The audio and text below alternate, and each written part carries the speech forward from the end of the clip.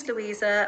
I'm the photo on the right-hand side, and I'm the occupational therapist who's based here at Manor Primary School. Hello, my name is Hannah and my picture is on the left-hand side and I'm the writing lead.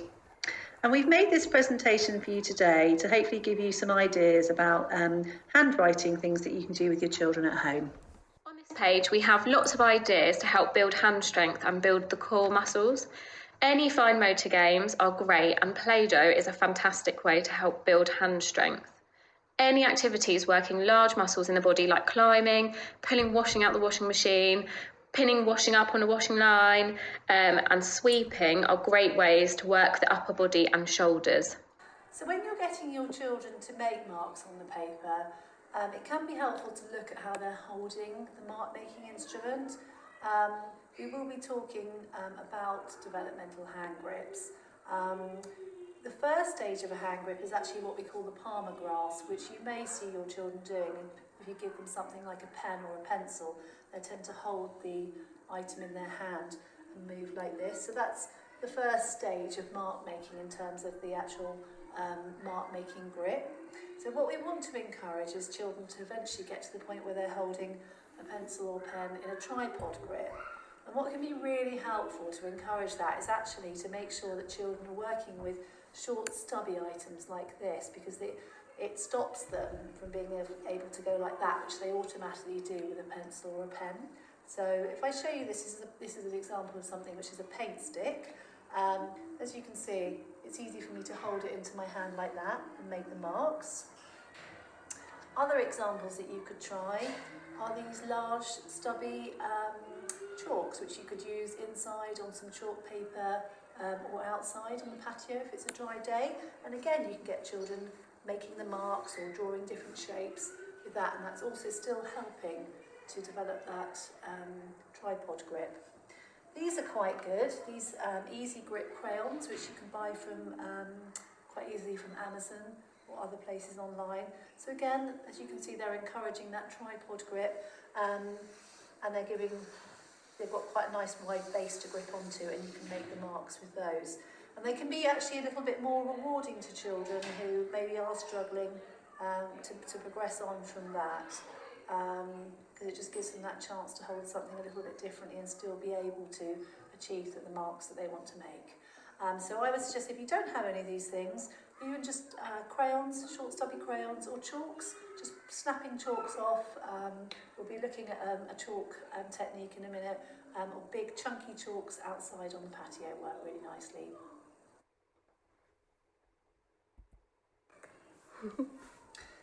Using PlayDoh or types of putty is a really, really good way to help your children start developing their hand strength. So either squishing putty, rolling putty, pinching putty. There's lots of different games. There's probably lots of suggestions on the internet, ideas that you can use for making PlayDoh and turning it into different types of games. So one of them that I quite like to do is also using different types of cutters and pretending that you're making different types of food, because the child has to also grip and push, and obviously they're working their hand strength when they're doing that.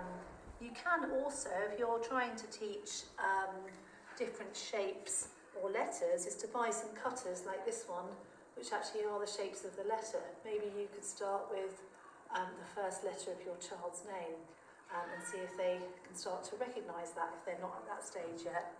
And another fun thing you can do with putty and PlayDoh is to hide little toys inside like that, and then actually have your child pull open the putty to try and find the toy inside, because again, they're having to really work their hands and use those movements, those small muscles in the hands, and get them moving. Getting children to play games where they're reaching up high or playing on the floor on their tummies are great ways to build the core.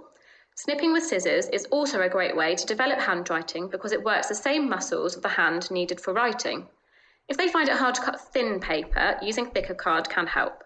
To make cutting a fun activity, you can create templates to build up an object. There are also lots of cutting templates on the internet. So using foam, flour, rice, paint, corn flour and glitter are actually some really great ways to help children to start mark making with their hands. So you can do this on trays, plates, and you can even use foam on windows can be an idea. If you've got a child that struggles with who doesn't like messy play or touching mess, then obviously you can adapt this slightly for those children by still using the foam or the sand or the glitter, but actually giving them a tool such as a paintbrush or a straw that they can mark with. Hi, so handwriting actually takes a sort of fairly predictable path in terms of development. So when children are learning to write, they start by writing the pre-writing shapes before they get to forming letters. So first of all, the first pre-writing shape that you tend to see is children being able to draw a line down like that. That's the first mark that they make. And then they move on to being able to make a horizontal line like that. The next shape is a circle, and if you find that your child is tending to just make lots and lots of circles, it can be helpful to just verbally to prompt them. So when they do the circle, just to say stop, and see if you can help them to learn to take the crayon or the mark, make it off of the page. They can practice just doing that circle and then stopping. The next shape that children make developmentally is a cross. Okay. And the next one after that is a square.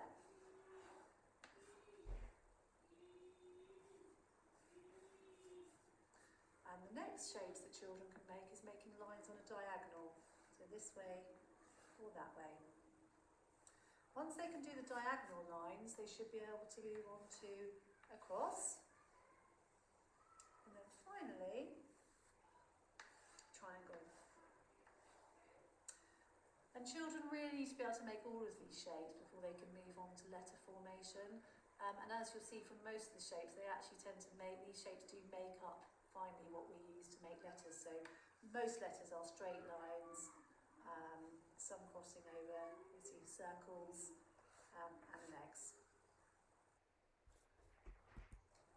If your children are at the stage where they're managing the pre-writing shapes and they're starting to become ready to make letters, there's actually a really good programme called Handwriting Without Tears, and there's quite a lot of resources on the internet that will show you what the programme's about. You don't need to buy the programme, you can often just take the tools that they suggest and come up with your own versions, like this little chalkboard, which I think actually came from the pound shop, but you can probably buy it very inexpensively from the internet. So one of the methods that they talk about, which has shown to have quite a lot of success with letter formation, is called the wet, dry, try technique. So with this technique, you write the shape of the letter, so I'm going to do an L.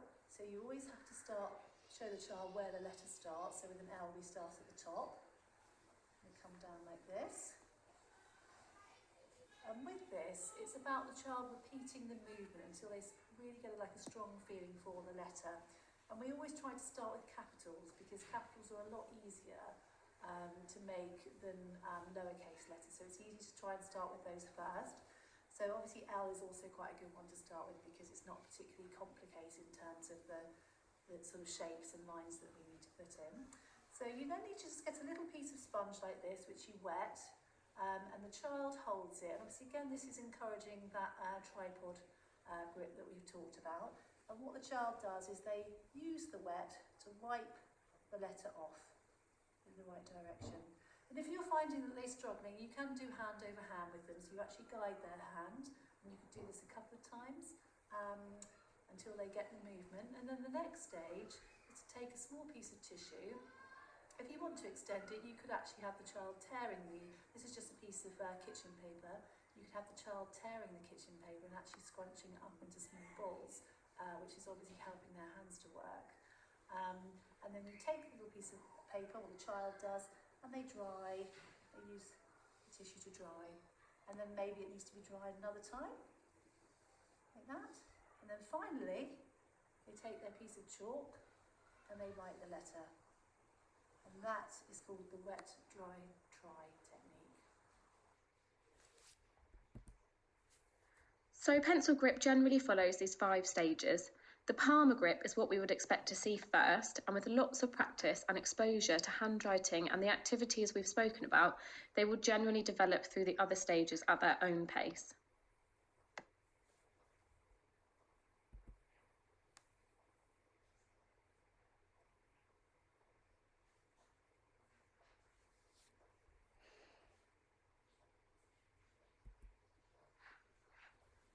So good seating is really important when we're getting children to do tabletop activities. Ideally, we want children to be sitting in a 90-90-90 position. What that means is that the hips and knees are all at 90 degrees. So we want children to be sitting with their pelvis towards the back of the seat.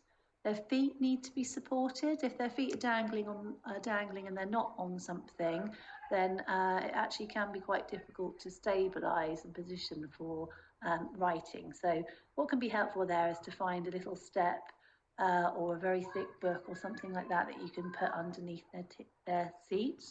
If the table's too high for them in relation to the chair, you might want to find a cushion or something just to boost them up a little bit, as if you're working at a table that is too high, it will eventually end up sort of giving you sort of shoulder pain.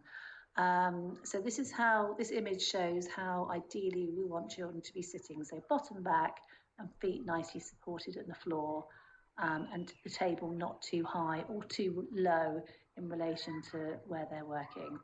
Just a note on children who are in specialist seating or wheelchairs, all of the activities we've talked about can be adapted to include them, obviously by placing sensory play on their tray. You can also pass, if the child has the range of movement, you can pass items to them up slightly higher to encourage them to reach, which will be helping to work their shoulder. But if you have any questions or queries or need some sort of tips or pointers on this, then please do get in touch with the occupational therapist via the school.